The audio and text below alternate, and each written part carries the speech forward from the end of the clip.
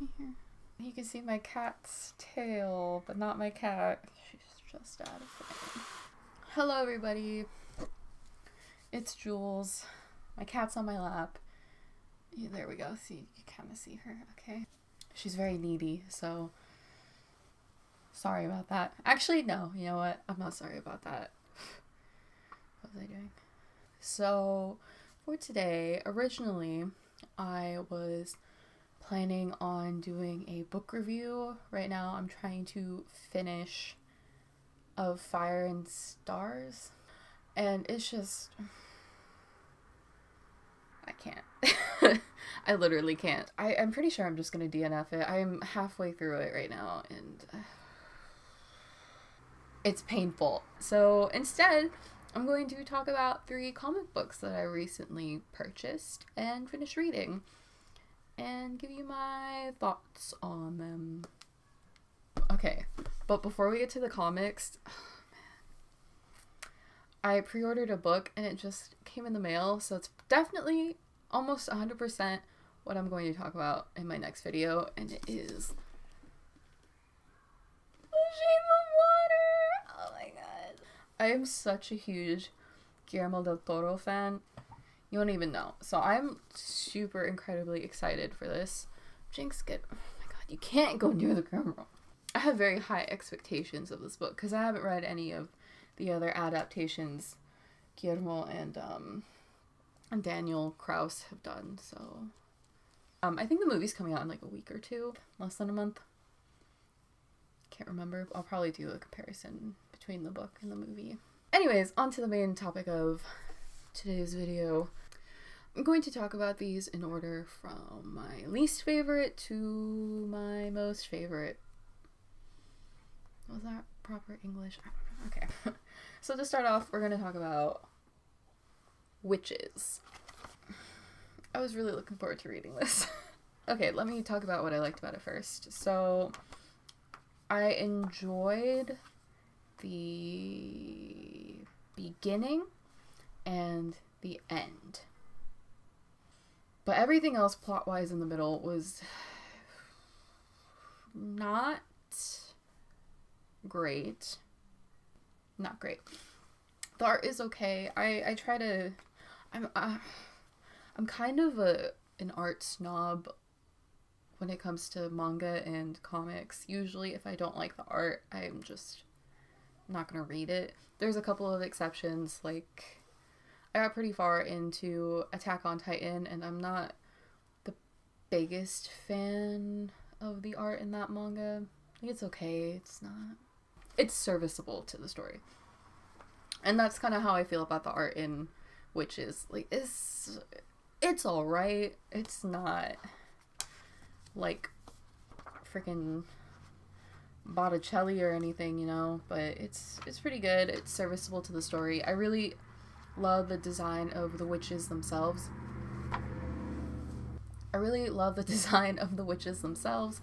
I think that it's pretty well done. However, like I think my problem is mostly with the faces of the human characters. Not too crazy about that. I think that the use of color is pretty good too. It's fairly creative. It's not just like coloring in the lines, boring. You know, it shows some creativity, and it definitely you can tell it took a lot of effort to do, so I commend them on that. I think my main issue with this was that it's marketed as like a supreme horror comic, you know. I'm just gonna read this quote from MTV News. On the back it says, "The most terrifying comic you've ever read." No. I think that it's definitely a creepy comic. It definitely is. It has its disturbing moments. There's one moment in particular which it's kind of a spoiler, so I won't get into it on the video. I think I mentioned it on my Goodreads review, so if you're interested in that, I'll link it below. It's a really short review because honestly, I didn't really have too much to say about this. It's okay. It's like a 3.5 So yeah, quick summary. This follows Sailor Rooks and her family. I really honestly can't remember the name of her mom and her dad. They have to move after Sailor gets attacked by a fellow classmate, and Sailor basically watches the classmate. The only way I can think to describe it is that the classmate kind of gets eaten by a tree in a way. Not literally, but that's what it looks like. And Sailor's like, oh, everyone's like, oh, Sailor, you didn't really see that. You hit your head, whatever. It's trauma, blah, blah, blah, whatever. But actually it turns out that no, that's really what happened, and there's some supernatural fuckery afoot. So I wouldn't say don't read it, but I'm not going to go out of my way to finish the series. This is volume 1. I don't think volume 2 has been released yet. Alright, so the second comic. This is a series that one of my friends really likes. I think she has all the volumes that have been published, if I'm remembering correctly, so I might just borrow the rest from her. It is The Wicked and the Divine. I'm not really sure how to summarize this, so I'm just going to read the back.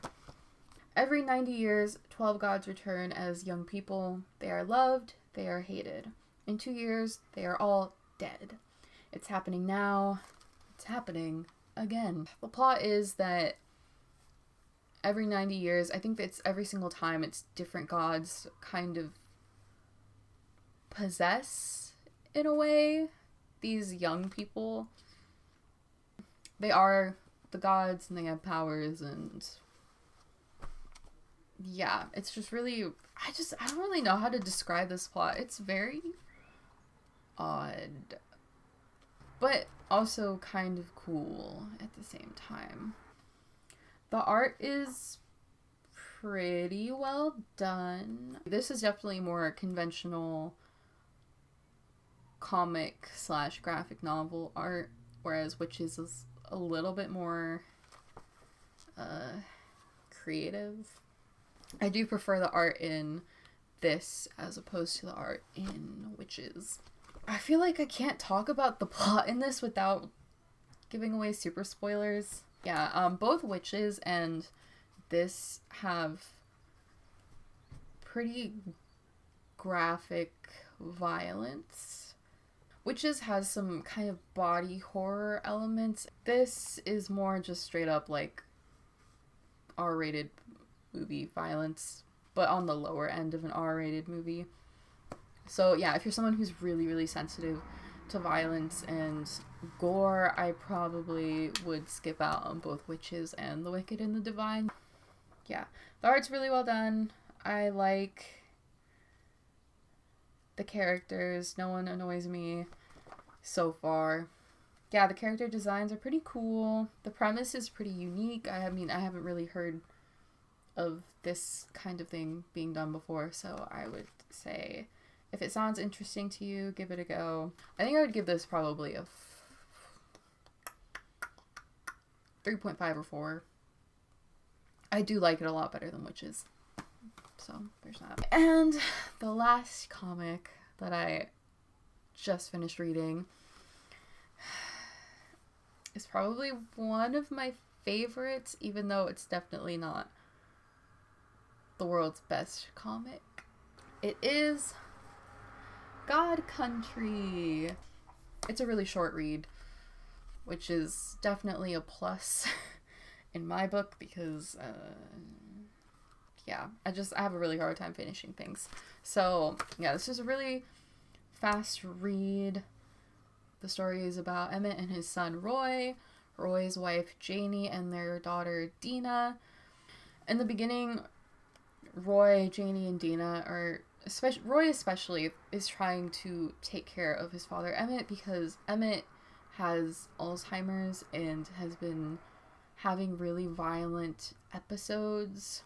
It's very clear that Emmett's illness has escalated to a point where Janie and the sheriff are really suggesting to Roy that he think about putting Emmett in a facility that is better equipped to take care of Emmett.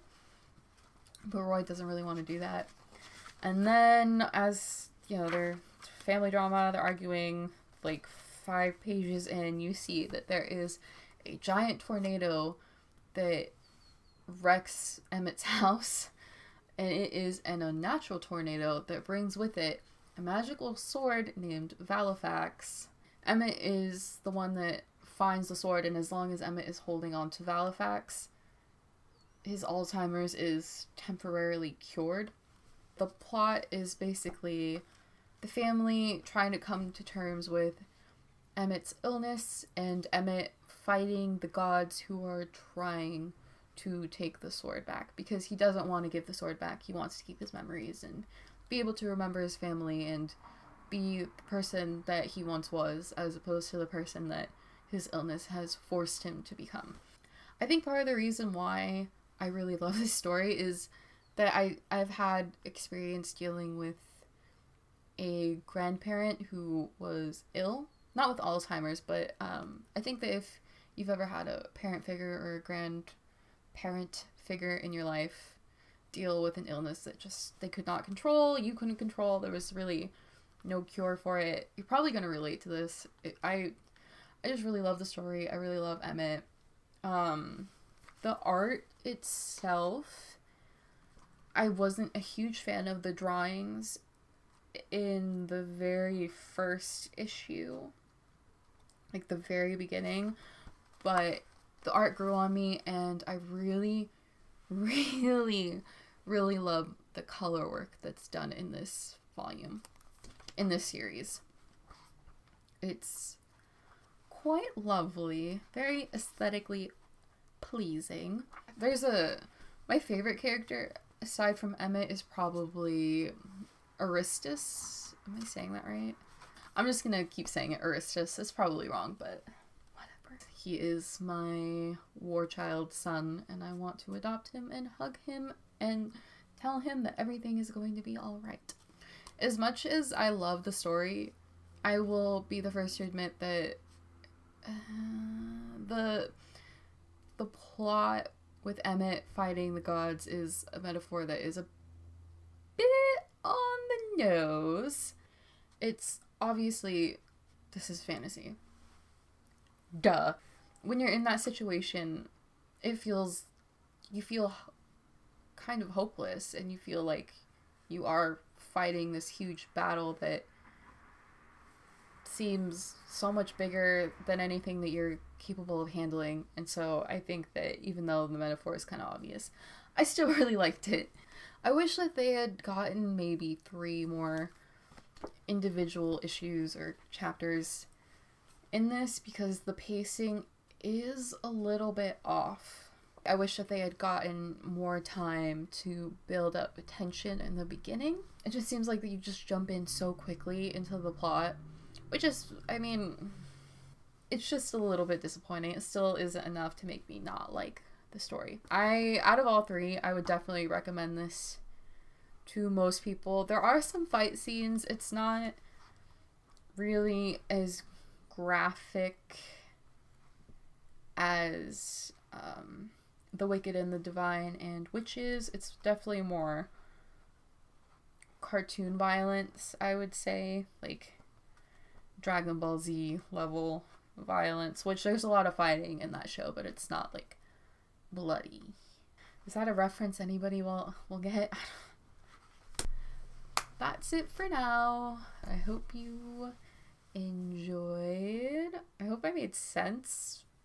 It's always weird reviewing and talking about comic books just because everyone's art preference is very different. I'm probably gonna go read The Shape of Water. I have the rest of the day off, so might as well treat myself, right? If you've read any comics lately, let me know. I'm curious. I'll leave my social media down below. Twitter, Instagram, Goodreads, all that good stuff.